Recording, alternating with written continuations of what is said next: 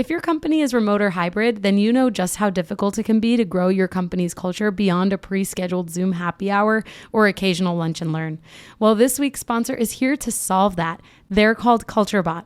CultureBot has devised what will likely become the gold standard for growing and blossoming a company culture inside of Slack. The app is like a sidekick for any HR or people professional, automating a lot of the mundane tasks you probably are forgetting to do on a daily basis. Things like birthday and work anniversary celebrations, team shoutouts and kudos, employee introductions, and remote games. It even has health and wellness tips and conversation starters. If that piques your interest, this will get you even more excited. Today, I'm able to share a special promotion for listeners of the podcast. You can get your first 6 months of CultureBot for 50% off. Plus, if your team is under 25 employees, CultureBot is free forever. So if you're looking for a way to create a culture of appreciation and drive increased engagement and togetherness across your team, I definitely recommend checking out CultureBot. Go to getculturebot.com/humanhr. That's getculturebot.com/humanhr to get the offer. Plus, I've added the link in the show notes so you can just click right there. Now, let's get back to the podcast. Welcome to the Bringing the Human Back to Human Resources podcast. I'm Tracy Chernoff, and I've spent my entire professional career in HR. Each week, we'll explore the delicate balance between people and business with the aim to reconnect the two and create meaningful outcomes. Listen in as I share my own experiences, challenge the status quo, and chat with guests from various industries about our mission to bring the human back to human resources. Hi, everyone. Welcome back to the podcast. Thank you so much for being here for another week. Don't forget to rate, review, subscribe. You can do it now. You can do it after the podcast ends, whatever. As long as you do it, I appreciate it. This week, I have a wonderful guest, actually the first guest of our podcast to talk about HR design. And the guest that I have on today is Jodi Brandstetter. She believes every HR professional needs to use design thinking methodology to solve complex HR challenges. With over 20 years of HR experience and a certification in design thinking, Jodi is a guide to solving complex HR challenges with a creative and innovative method. Design thinking. Her first book, Hire by Design, is the playbook for strategic and intentional human-focused talent acquisition. Her second book, HR by Design, is the playbook for strategic and intentional human-focused people operations. In 2022, Jodi founded By Design Brainery, a design thinking academy for HR professionals like us. Jodi lives outside of Cincinnati, Ohio, with her husband, Ron, daughter, Lena, and her fur children, Dali and Jack. We love a shout out. Welcome to the podcast, Jodi. Thank you so much for having me. I'm really excited to chat today. Oh my gosh, me too. And I love the names of your fur children. And of course, your daughter and your husband have equal shout out credit on the podcast. But I think the names for your cats are very creative. Do you know why? Do you know where I got the names from? I'm curious. I'm assuming that at least with Dali, maybe you're an art fan, but I would love to hear the story. Yeah, so I am a huge art lover. And so all of my animals, except for one, have been named after my favorite artist. So my we talked about my fur baby who just passed away, Monet, was named after Claude Monet, who is my favorite artist. I'm obsessed with him. We have the same birthday. And then Dali is Salvador Dali, which I absolutely love his art. And then when I was living abroad in college, I found this amazing artist in Scotland, Jack Virtuiano. And so that's where Jack came from. And then the animal that didn't get named after an artist was my Cocker Spaniel, who, when I met him, I found out his birthday was on St. Patrick's Day. And I was going to name him Sal for Salvador Dali. And I'm like, I can't name him after an artist not from, Ireland. So I just went with some whiskey and named him Jameson. Oh, I love that. I love that. There's a meaning behind every name. And I really love your experience and your love for art. Did you study art? No. So I did take some art classes in college. My mom is an artist. She does amazing cartoons. She does beautiful work. And but when I studied abroad in England, I really started to appreciate art even more because there's so many amazing art galleries over there that you get to see and experience. So that was really kind of when it kind of triggered that I wanted to enjoy art and go see art. And I think Monet was the first one that I fell in love with. Yeah. Oh, classic. Well, thank you for sharing that. I like that. I love, I know a few people who name their animals like sequentially after people that have kind of impacted their lives, or for example, artists, and it's really nice. And fur children are, I'm a huge animal lover, so fur children are always welcome on the podcast and to make a special appearance as well. I don't know that we've actually ever had an animal on the podcast yet, but never say never. So exactly. I closed my door, so my four children will not be coming in, thank goodness. Jack, the right. newest, everyone's out. Yeah, Jack, the newest edition, would have totally walked across the screen, and you would have all saw him because he is very much a lover of Zoom. Oh, I love this. I've seen many a cattail grace the camera from my colleagues. That's really funny. Well, maybe next time, Jack. We're thinking Yes. about you and your love for Zoom. Well, Jodi, I would love to jump into this. Like I mentioned when introducing you, I don't think that I've ever had a guest on the podcast to talk about HR design, design thinking, and really like a methodical approach to these things. So I think we could probably start at the beginning. What is HR design? What is design thinking? And where do we start if we have maybe never had any exposure to these things? When you think about industries and fields of study, there's always some sort of design approach to it. It's just, is it something that's more common versus something that you don't really see? It's maybe kind of just automatically kind of a part of the industry or part of the field. So I think like with human resources, there's definitely a design approach that happens, but a lot of times we just don't see it or feel it because I think a lot of times HR departments are very similar. And so you see the same setup. So I think, with design, it really is trying to figure out, how do you go from A to B to C? How do you ensure an experience, a process is going to work within your organization? So that's, kind of the design approach. Design thinking takes the design of a product, an experience, a process, and really focuses on the human side as well as the business side. So it kind of links the two together. When you think about a business, a lot of times people just really focus on the business plan or the objectives of the business. What are the goals? When all of that is very much impacted by the people. So you really have to understand your people in order to pull out the work and the knowledge and the experience that you want them to bring to the organization to meet those goals.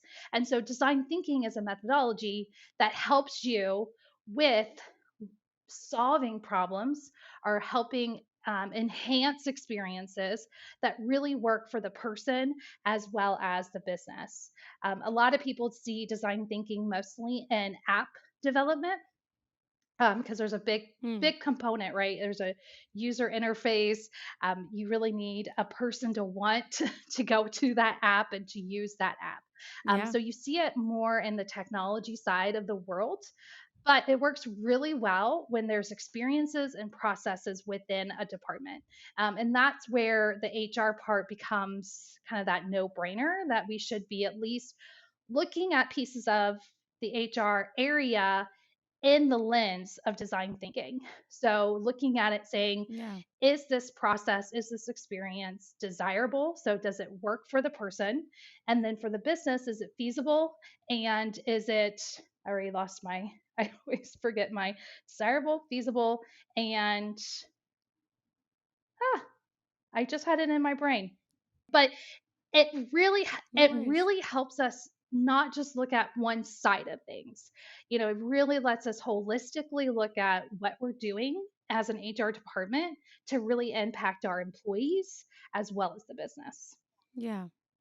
Yeah, no, that's really interesting. And, I had an opportunity to look at your website, at least the By Design Brainery website. And I know that you offer courses and you really help to educate, and there are SHRM credits available for this as well, but that you help to educate folks who maybe have not had this type of exposure on the job, so to speak. And that it's interesting that you talk about how prevalent this is in other industries, especially in, um, like developer and tech jobs, for example, or engineering jobs, maybe, because there is so much of that. Like, okay, what's our goal? And let's work backwards. What's, what is it called? I guess it's retro planning. Hmm. And part of that, like, ability to retro plan is even understanding like the parts of the project that you have, like the milestones, I guess, that you have to hit in order for your goals to be achieved. And I guess, I mean, correct me if I'm wrong, but you can really apply this probably anywhere within careers, especially in HR careers, because we're constantly looking at problems and solving them, or and solving them potentially with new technology or new resources that require a rollout plan, a strategy, and things like that. So I would imagine that this design thinking is not just about like the holistic organizational development, but also how you are solving problems. Absolutely. I mean, if you are dealing with people, design thinking can work for you. I mean, hands down, Right. the whole point, like when you see trouble in customer service, or, let's go ahead and just, kind of talk about maybe the Southwest situation that just happened with all the delays. Yeah. A lot of times, Yeah. those issues are based off of communication, and the issues with communication is because you don't understand the other person's perspective. Therefore, the empathy you're showing may not be the right empathy, or you may lack empathy altogether. But if you can understand who you're working with, who your customer is, what they're looking for, how they think, that will help you build a better business. And so that's what design thinking does. And if you're in a Yeah. science, technology, engineering, manufacturing organization, I guarantee other parts of your company are using a methodology. May not be design thinking, it might be lean, for example, but they're using a methodology. That means they understand what a methodology can do. And so if you bring a methodology Mm. into your department, it can show credibility. It can help them understand that you are also going through these different steps to truly make sure what you're doing for the organization is going to work. And so, a lot of times when I go into specifically kind of that STEM area, when I instantly say design thinking, they understand it and they know what I'm trying to Mm. accomplish. And so it really helps them say, like, oh, she has a plan. She actually has steps she's going to go Yeah. through. I think a lot of times there's assumptions about HR that we just kind of make decisions, Hmm. or we're the party Yes. police, or we're the know, when actually we help with risk, we help with making sure a business can stay up and running, but they don't see how our minds work. And so having something that is similar to what they use on how you're creating your HR strategy or your talent acquisition plan, your workforce planning, really will help them probably connect the dots and see that you are an asset to the organization. Yes, I love that. Now you have just preached many pieces of this puzzle that I have been preaching for now the last like two or so years, 2.5 years, depending on when this episode comes out. Which is that there are some hefty stigmas against HR, which just means that we have a steeper hill to climb when we are solving these problems and we are, kind of promoting different solutions. And then the other thing is that, there we are not just making decisions, and there is really an element of strategy, a huge element of strategy that we have to, if we're not already, we have to implement in order to really not only be credible, but also ensure that our decisions are actually supporting the organization and solving problems within the organization, or for whomever the subject is in the case that we're solving for. And, on top of this, when I think about the challenges that we face at an HR level, I actually recently at the end of 2022, I shared in an episode, I think it was actually probably one of the last episodes of 2022, where there was this thought leadership out on LinkedIn saying that all of the tech layoffs in Q4 of 2022 could potentially be a result of HR decision making, and that there was like a lack of strategic thinking and a lack of preparedness, a lack of budgeting. And if you've listened to any of my podcast episodes, which is not a prerequisite to being a guest on the podcast, I should add, I am pretty outspoken and pretty direct about my opinions. And my opinion in this case was like, that's totally inaccurate. And actually, unfortunately, it came from an HR person who was saying this. But basically, what I'm getting at here is that we are not just making decisions at HR, and we're certainly not making them without involving our stakeholders in the process. And so when you talk about how design thinking can help us make more informed decisions and to ensure that our decisions are well thought out and have risk assessment built in and have some element of assurance built in as well, it definitely underscores that point that I had made, back in 2022, that we can't just blame HR for unfortunate circumstances in an organization. I've never in my HR career ever had the capability of making a layoff decision. That has never been my decision. Even for my own team, it was never my layoff decision. It was a business decision that then HR has to be able to handle appropriately. Right. Now, does that mean the CHRO wasn't a part of the conversation? Absolutely, the CHRO was probably a part of the conversation about these layoffs. But it's not a one-person decision. Like, I don't care. I can't even just blame Elon Musk for the Twitter issues, right? Like, you cannot blame one person. Did he have probably a big impact? Absolutely. He is the owner and he is the decision maker, like overall decision maker. But there's all these other people who are making decisions as well within an organization. So, and I personally think the hardest part of HR is workforce planning. It is so hard to understand how many people you truly need in order to make a business run, because every person's different. You have your A players who are, those go-getters who just get things done super fast and, and just kind of run and go. And that's great sometimes, right? Not always perfect. Sometimes you want that person to think, sit down, maybe have, kind of let things kind of simmer before making decisions, right? But each person's so different in how they work. And that makes it hard to determine, well, how many people do I need on my team? And then determine it. And we use all these, I like these number crunching, and you have accountants trying to figure out how many people we need in a organization, and we don't get it right every time. Yeah. But what we can get right is how we handle that situation afterwards. How do we communicate that layoff? How do we do it in a way that is respectful to the people, but also respectful to the business? Because you also don't want to lay off just anyone and everyone, and then your business is impacted. I've heard so many times where someone leaves and there's no like actual time to digest like what they know before they leave, and all of a sudden you lose a key critical piece of your business because someone leaves.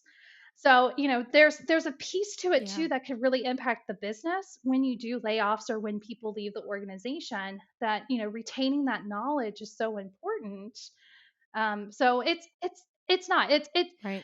Anyone who thinks this world is black and white is crazy, because it is gray, it is mucky, it is nothing but black and white. There's so many layers to us as a human that we can't just immediately say it's an HR problem or it's a business problem. It's all of our problem. Right. If we're laying off tons of people at the end of the year, that is all of our issues. And we all need to come together and figure out, what did we do wrong? How can we ensure this doesn't happen next year? Because there's a lot of negative marketing that happen if you're consistently that organization laying people off every winter. It's important for any business to focus on their culture, employee well-being, and strategic growth. But without the proper tools, it can be next to impossible to support the people behind your success. That's why you need Namely, the all-in-one HR solution that empowers you to engage and develop your people in an intuitive platform. Namely's award-winning technology covers your essential HR, payroll, and compliance needs all in one place. Whether you have 50 or 1,000 employees, Namely's modern and integrated platform is designed to be used by everyone every day. With a mobile app and elegant UI, Namely empowers employees with self-service tools to request PTO, acknowledge peers, review pay stubs, and enroll in benefits. Namely helps you easily handle everything from onboarding, payroll, time tracking, open enrollment, employee engagement, and so much more, so you can get the time and data you need to drive the initiatives your company really cares about. I want you to simplify your HR processes with Namely, so I've arranged a special offer for my listeners. So right now, get a free month of unlimited access to Namely's all-in-one HR platform, but only when you go to namely.com/humanhr. Remember, go to namely.com/humanhr for your free month today. Right. Yeah. Oh my gosh. I can't imagine. I mean, actually, we saw this from better.com. They went through one phase of layoffs and then they went through another. But it's horrible. And, I totally agree with you that it's all about how we handle these things. And on the other side of things, too, I don't think I've ever worked for an organization that felt like we got staffing 100% right. Like, I don't know that I can think about a time where it was like, yeah, we have the perfect amount of people and we have the right head count and like no one is overstretched or underworked. Like, I don't know if you've ever had that experience. Never. I wish it. Like Like, that would be amazing. Even as an entrepreneur, I don't get that. And sometimes I work alone and I still don't think I have enough people. Yeah. It's so hard to determine and you don't know what's going to happen from day to day. And I think that's where, we definitely have to give grace. And I think grace is something that we don't do really well anymore. As humans. So, being able to say, we didn't get it right this time, but we're going to learn from it. I think that's where Mm-hmm. another piece that a lot of times we don't see leadership talking about their failures and how they learned from those failures and then working through them and then being able to make a new solution. I think as an employee, a lot of times you feel like they're going around in a circle. I always joke Mm-hmm. that um, you know, in recruiting, a lot of times companies go, I have a great idea. We're going to outsource recruiting and we're going to Mm-hmm. take it to an RPO model. And that can work sometimes. But then it doesn't work. And then they bring it back in house for, maybe 10 more years. And then someone else comes and says, I have a great idea. We're going to outsource recruiting. And so it feels like this vicious cycle, right? We're just constantly Mm-hmm. going back and forth and back and forth when there's Yeah. more to that conversation. There's more to what their decision making is, but we don't know it as employees. So we don't see it. So we don't understand it. So again, we don't have the perspective of the leader. And Right. therefore, we make assumptions. And then those assumptions can cause us to leave an organization. It could cause us to the new wonderful quiet quitting perspective. There's all these different layers that as an employee it could impact us. So if we have really high engagement, we have a lot of communication from our leaders that could actually skyrocket our performance. But if it's the opposite, it could definitely take us down where we're not as focused, we're not as concerned, and then that impacts customers, which impacts the business, which impacts the success. Right. All of this. I'm like nodding my head for anyone that's not watching the podcast. I am nodding my head to everything Jodi is saying because really this like cyclical understanding of how organizations have like really ebb and flow is so important, not only for us as HR professionals, but also as employees because we are both. And, I think about this idea of like having context before making decisions. This is like probably the first lesson that was ever shared with me that I was ever taught in my working career, like after college, which was that you have to get the buy-in from people, for example, before you really go and lead them. And what does that mean? It's like you have to establish a relationship, you have to understand who is working with you and for you before you can really jump in most cases. Now, of course, I'm sure we're all thinking about times where we were tasked with jumping into something, solving a problem really quickly, and maybe having to forego the buy in process. But you can still lead with an element of like, hey, I have to, I'm tasked with this, but I also really care about, everyone involved, and I care about the context. And this idea of like the perception of people who have come into the business, solved problems or made changes, and then they've left and we're losing that knowledge.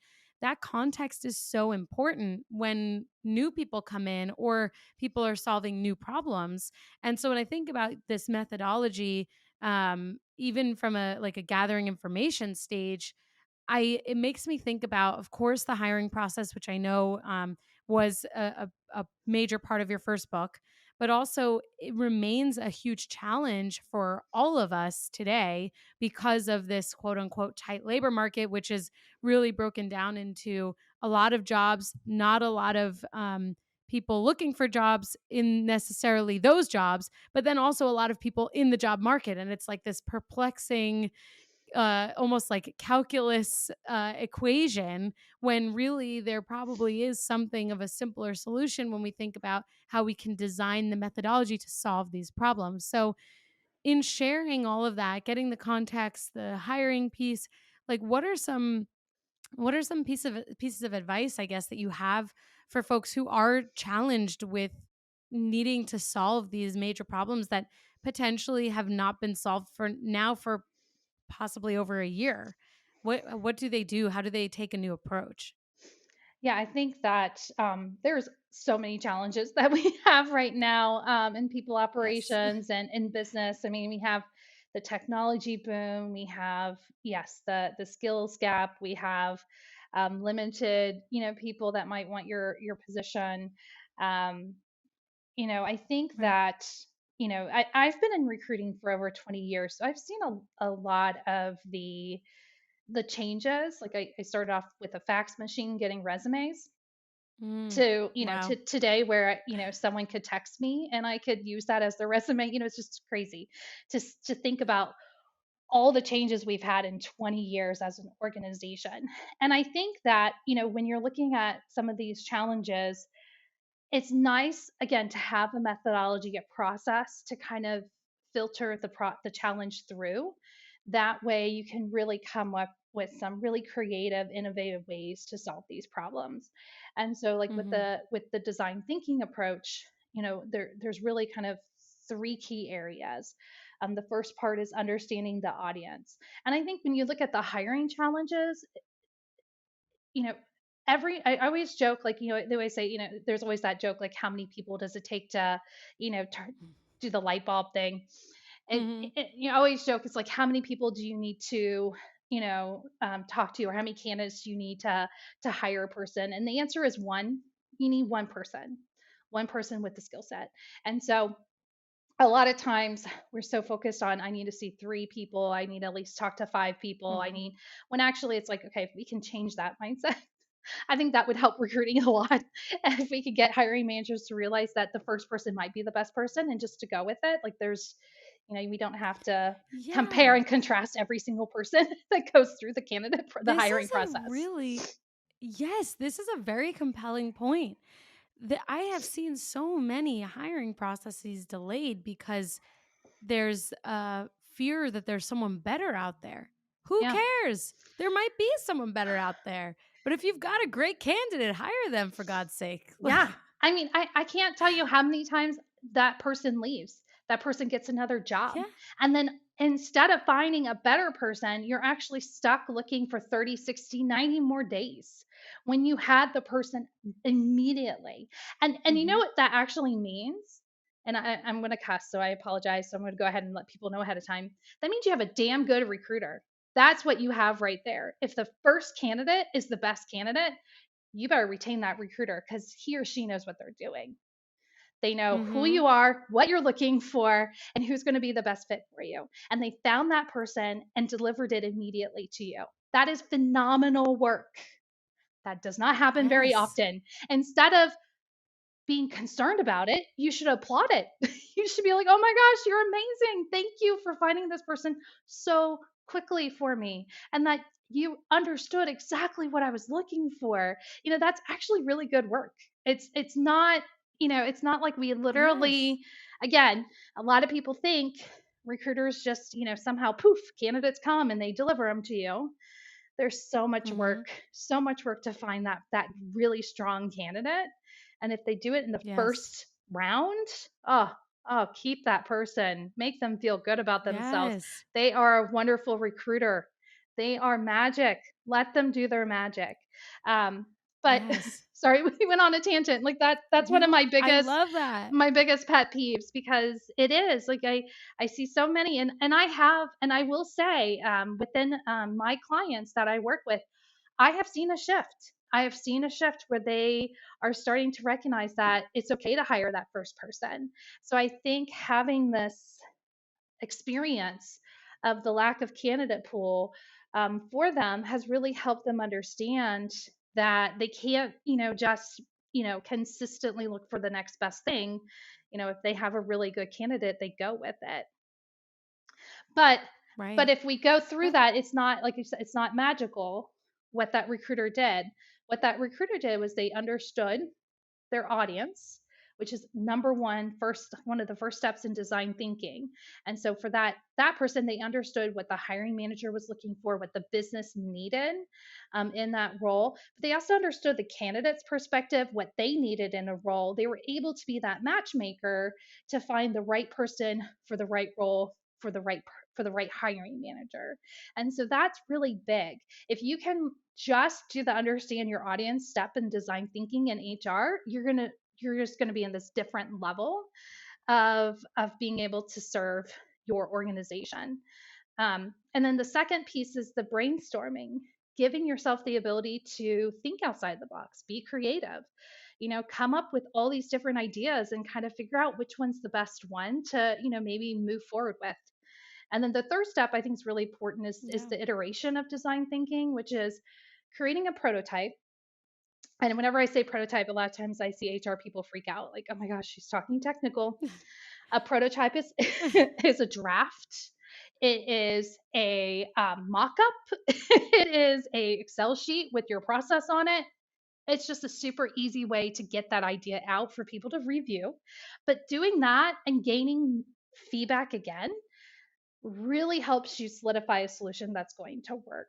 And so if we do this with some of the challenges that Yeah. we're seeing in an organization, and really focusing on that business and that human perspective, we will be able to change our organization and change the world, because we're really thinking about the person. And I think a lot of times we go back to, well, Jack Welch said this back in 1980s, or, this person, did this and this is how it works. We as humans have been evolving this whole time. So a solution from the past doesn't Right. always work in the future.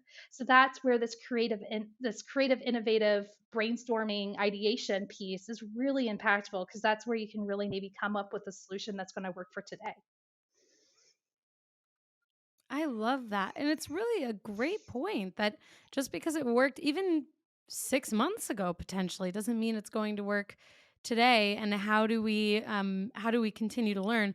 And I remember seeing on your LinkedIn that you had shared a quote about how if we're not continuously learning, we've already basically aged out of the context of the world. It doesn't matter what age you actually are, but that you can continue to learn. And I don't remember if that was your quote or if it was a quote borrowed from someone, but I thought that was like really Yeah, it's a compelling. Chinese proverb, I think. I think it's a Chinese proverb, Oh, I but it love is. I it. mean, I love I it. look at, if I look at, I've been doing a lot of self discovery for myself the last year or so, because as an entrepreneur, you, there's a lot of imposter syndrome. There's a lot of uncertainty Oh, about who you are and what you do. Like, I mean, you constantly, I mean, as a recruiter, I've gotten rejected my whole life. So I really don't mind when people tell me no, because I've learned how to deal with that, being a recruiter. right. But there's that self discovery is part of learning. So, I think a lot of people are like, well, I don't want to take another class. Like, I've already gone through college, like I don't want to keep learning, or I don't want to read a Yeah. book. And it's like, you don't have to read a book now. There's these amazing podcasts. There's like TikTok. I mean, how many people thought you were going to learn stuff from TikTok when TikTok came? And it's amazing Oh my information. gosh. That's Right. learning. So if you're learning about yourself, if you're learning about your industry, if you're learning about business, whatever it is, you you have to do that. Like, you cannot stay stagnant. You stay stagnant and you're going to be a dinosaur. So I think that that's the Yeah. other piece, again, to like a design thinking approach, is that you're constantly trying to learn about others. You're constantly trying to learn about different ways of doing things, and that really kind of helps you stay relevant, and also helps you stay forward thinking with your organization. Yes. Yes, I love that. And when we think about how we institute changes and apply a design thinking methodology to the answers that we are hoping to propose to our organizations, I mean, you have to be 5 steps ahead, potentially thinking 5 years ahead. You have to be able to align yourself with modern context, learn from the past. I mean, we're like shapeshifters and time travelers all at the same time. You have to be able to do all of these things, and I think you can only do that if you're actively learning. I've talked about on the podcast before that I've had my own run-ins with challenging leaders, including those in HR, and I would say that the common denominator is that there was no interest in learning or adapting or changing, and at some point you're going to watch the ship sail away, and you're not even going to be able to relate your own uh responsibilities to the modern context or the current context of your organization. And I think that it is a huge part of not only problem solving, but design methodology and Yeah, and design I think thinking. the other thing is a lot of times we talk about you doing the self discovery, being the learner. When you're a leader and you Yeah, have, let's say, 10 employees, oh my gosh, how amazing would it be if all 10 came up and gave you knowledge that you never had before, because you gifted them the time of learning? incredible. So you have to be strategic on how you approach your team and learning, because it's not only going to help them, it's going to help you. And the one thing I always get so annoyed with, again, as a recruiter, I always have my recruiter hat on, is when a hiring manager doesn't want to Yeah. hire someone who's better than them. Because I'm like, oh my gosh, do you know how awesome it is if you find Oh, someone who's better than you? You brought that person in the organization. You show the organization this amazing person. Like, how amazing! Oh, I would love to be able to hire, like, I'm have with that person on you. my team who shines. I want them to shine, because that reflection doesn't put me in the shadow. It puts me right in the spotlight with them.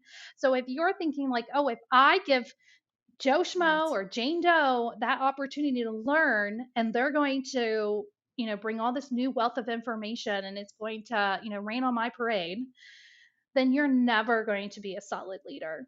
You're never going to help your organization grow. You have to look at it as an extension of yourself. Like, if You I help Jane Doe or Joe Schmo get Yeah. this, oh my gosh, how amazing is it? I'm helping them with their career, I'm helping my business, and that's all going to shine on me just as much as it's going to shine on them. Absolutely. You heard it here first. That is 1,000% true.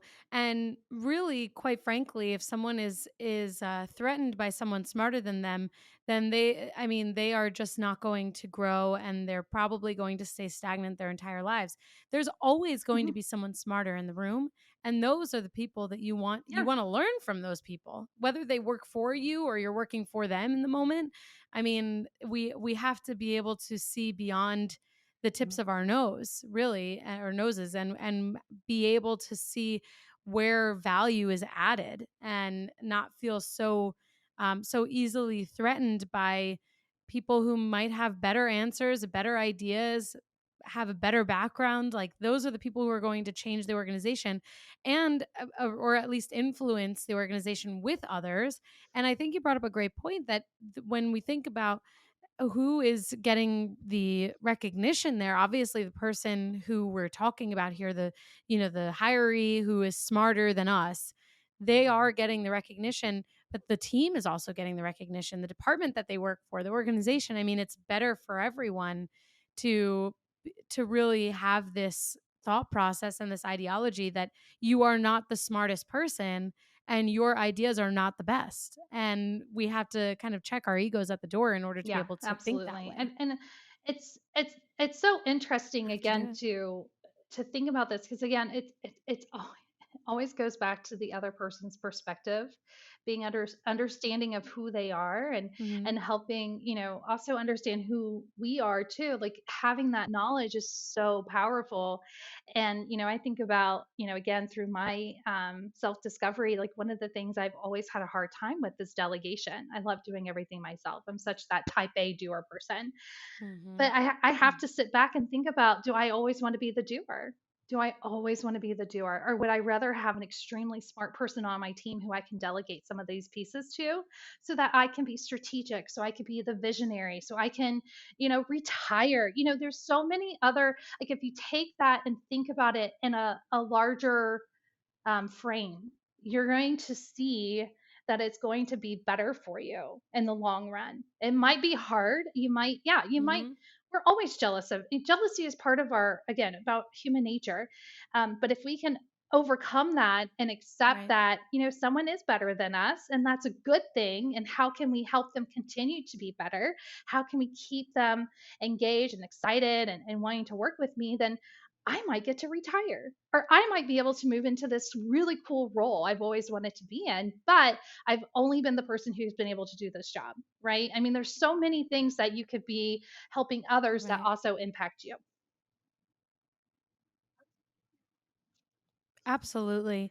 I honestly, I think that you're adding so much value to our perspectives here, and I think for all of the listeners who the majority are in HR, but there certainly are folks who are looking to break into HR, or who are considering HR as a career, or who maybe are at the beginnings or the ends of their careers.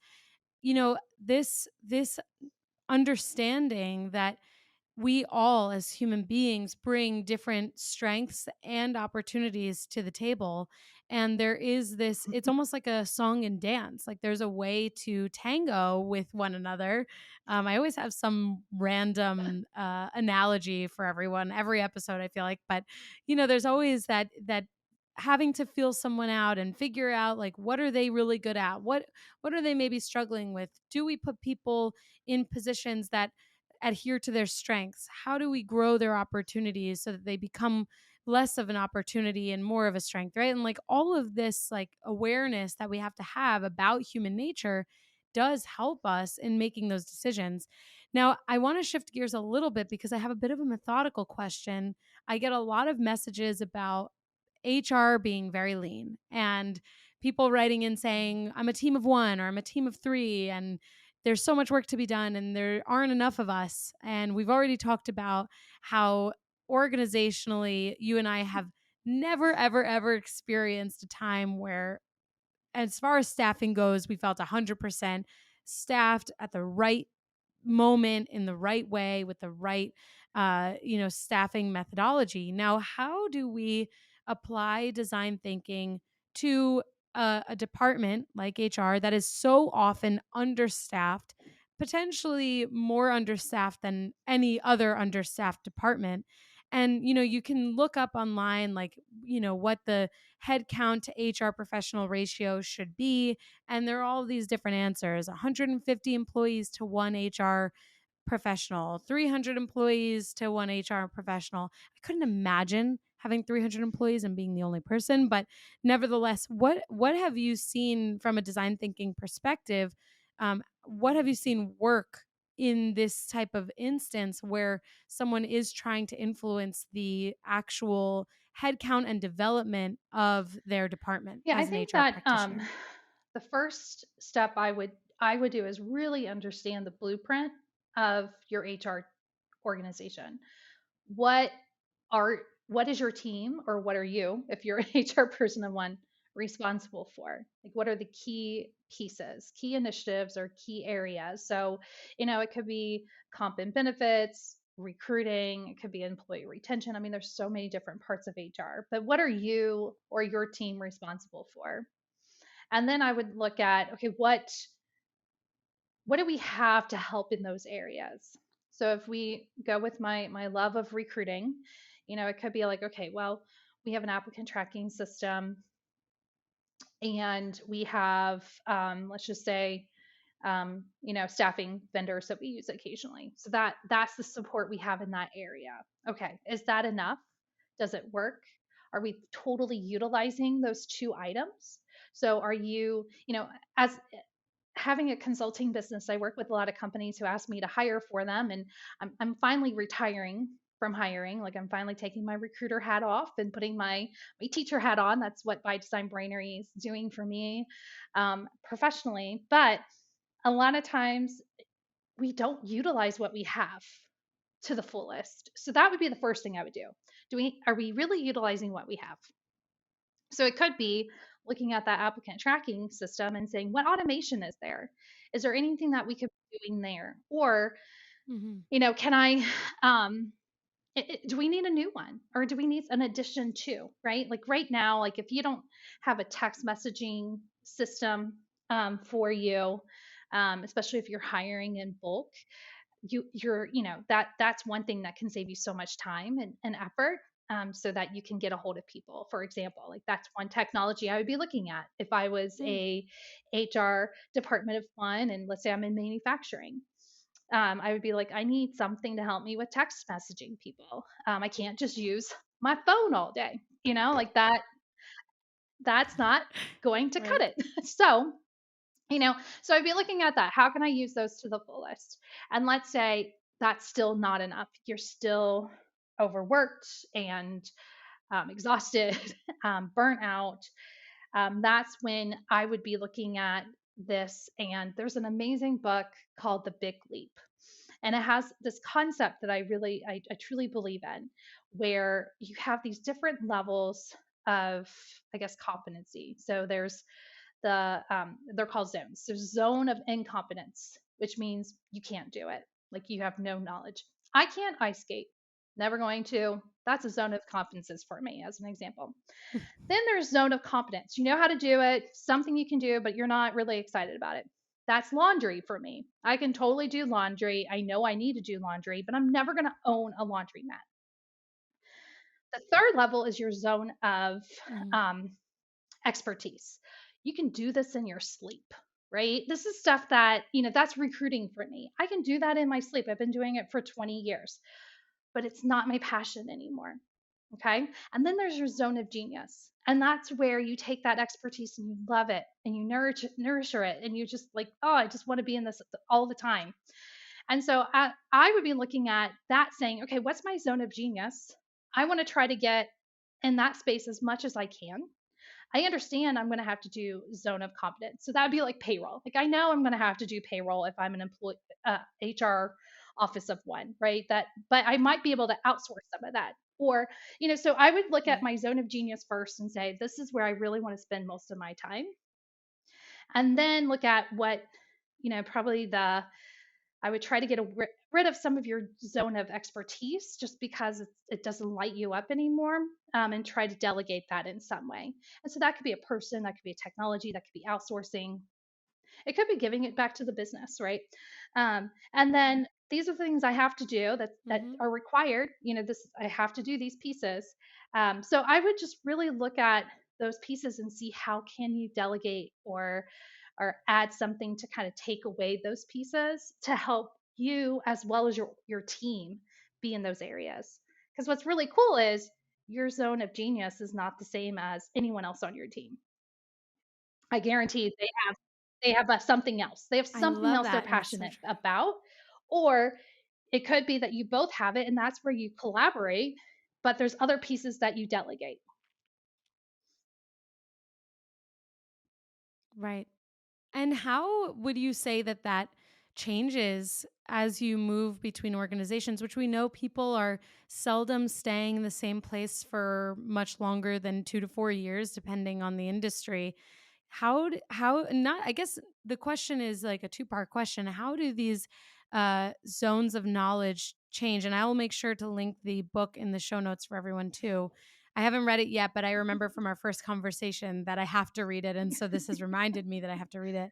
But how do zones of knowledge change for us as we continue to grow and we put ourselves in more of that zone of genius frame of reference? Like, does that change? And then the other question, I guess, is how do organizations adapt to ensuring that their employees are between these zone of competence, zone of expertise, zone of genius, while also maintaining the growth of the organization, because naturally we're always going to have to do some things that we don't really enjoy doing, like you mentioned. So I guess just I think that how does that all kind of tie yeah, in together? I think it's two parts. So if you're looking at it in a career perspective, your zone of genius can absolutely change. I would say, 10 years ago, my zone of genius was recruiting. I was still super passionate about it. I still loved it so much. And I was so excited about being a part of this industry that just kept evolving and changing, because that's what was happening around that time. It can absolutely Mhm. change. I think when you're looking at transitioning, I would be looking at what are some of the zone of genius that you're not doing today that you want to do, and I would want to really ensure that that's in my next job. So it might help you with understanding what that next step is for you professionally. And so, for me, when I was in corporate America, my next zone of genius was ownership of a company and being an entrepreneur. Obviously, I couldn't stay at my corporate job if I really thought that was my next step. But I also wasn't perfect at it. I wasn't an expert, but it was definitely still in my zone of genius because that's where I wanted to go. Really, that's where I think as a professional, you have to be willing to, maybe yearly look at, what you want to do, like what excites you, because it does. It can absolutely change. And with technology, oh my gosh, there's so much Mhm. cool technology out there.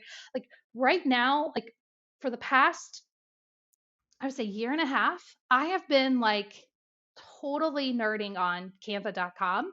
I truly believe I am now I think I'm a graphic designer now. Oh, Like I love Canva. I want to, and it's been so much fun learning it and being a part of that. Right. And I would have never said that was something I was interested in 2 or 3 years ago. So technology can also like bring out things that you didn't even know you Mhm. loved. So that's something as a career. Now, looking at it in an organization perspective, I think it'd be kind of cool if the job description even had the zones on it. Like I want someone who has zones of genius and workplace, workforce planning strategy, right? Like Oh, that's where I want this person to shine. Like that's the shining moment for them. And then yeah, you know what I mean? Like kind of build that oh, I out, love and then that. that way it can evolve, right? I mean, why does a job description have to go with a job title? Could a job description go with a person? Like could a person and their leader create their job description together in that zone of the zones, and then that way it can continue to evolve just like the businesses. You know what I mean? Like so many I times, like we're love like, oh, that. we got to create a new job description because Yeah. Tracy's now doing this, so we need to add it to our, that's a different job title. Why do we need Mhm. titles? I don't know. This is getting too probably but like this I know I'm like, why can't it Philosophical? just be No, my I like title it. is Jodi and I'm the Jodi of this organization and I do this. Like this is my Right. zone of genius today, but tomorrow my zone of genius is something else. I mean, I think that we're so again kind of that black and white kind of feel in an organization, and I know there has to be some of that. I know, like to me it's like we can't be 100% in our zone of genius, or like I won't have any clothes to wear because I won't do laundry, right? Like I have to do my Right. zone of competence in order to be in my zone of genius. But if we can be 60, 70, 80% in our zone of genius, we are going to be happier, more engaged, people, professionally and personally. So I think that Yeah. that could be a really Yeah. interesting way. Oh my gosh, I feel like I should go to the Big Leap author and be like, I have a great idea for you. You should make job descriptions Yeah, because I think you because that should. would I think you should. Yeah. teach them how they Right. can do a Make job job description. description with the zones, because I think organizations, that's the one thing is there's some pieces to HR that are very um, maybe they need to shift or change or evolve. And I think job descriptions is one. I think we've been shifting or evolving performance management a lot in the past couple of years and not making it just a yearly thing. But yeah, I think there's definitely some key areas that if someone's super smart So if you're super smart out there and have an idea about making job descriptions make sense, do it. We need it. We totally need it in our industry. Mm-hmm. Mm-hmm. That's amazing. I love that. I think actually that's a perfect place for us to stop because it's making me think so differently about how I've even thought about job descriptions and job creation, workforce planning, all of the above. So I love that. Thank you so much for all of your insight and ideas and philosophies. I think we all are probably leaving this podcast with a lot of new inspiration for how we have approached sometimes the mundane parts of our day to day, unless writing job descriptions and creating, job titles is your, zone of genius, then in that case, you're probably loving this conversation even more. But Jodi, why don't you tell all the listeners where they can learn more about you, learn more about your books and your Absolutely. company I'm an and avid where they can LinkedIn connect? user, so please feel free to connect. I do accept all connections on LinkedIn. And then if you are interested in learning more about design thinking, by Design Brainery.com, and Brainery is BRAINERY.com. If you're hesitant and want to learn, there's a free candidate persona course out there to help you with really truly understanding your candidate. So it's a great freebie that you can do just to learn about the academy. And my company is I already said that, by designbrainery.com. The books are all on Amazon. I truly believe that I should not be a logistics person, so I do appreciate delegating my sales to Amazon for the book. Yes. I love it. Amazing. And I will have all of that linked in the show notes. So fear not, you can just click the show notes and click all of those links and connect with Jodi.